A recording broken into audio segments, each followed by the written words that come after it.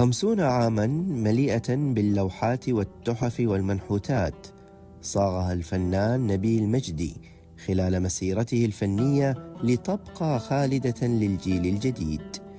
موهبة فنية عريقة رسمت ملامح الفن التشكيلي في السعودية، وكانت نقطة البداية هي الأصعب.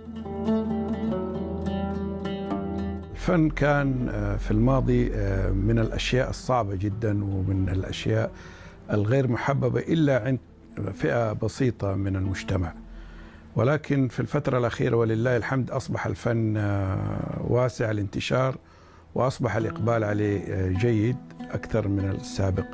في السابق طبعا كنا نعاني كثيرا من المشاكل الاجتماعية في ممارسة الفن التشكيلي بأنواعه، إن رسم ولا نحت، ولكن الحمد لله رب العالمين في الفترة الأخيرة تجاوزنا كل هذه الأمور، وأصبح الفن غاية ومقصد كثير من المتلقين.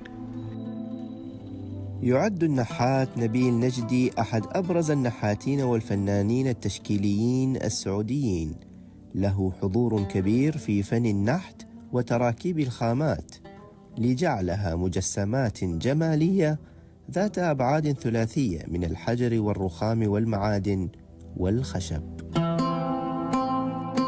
الأعمال غالية على الفنان عموما لأنها تعتبر كجزء من حياته وكأنها أحد أبنائه، يعني أي عمل كأنه يعني ابن من أبناء الفنان، لأنه بتخرج من الأحاسيس ومن داخل أعماق الإنسان نفسه كفنان.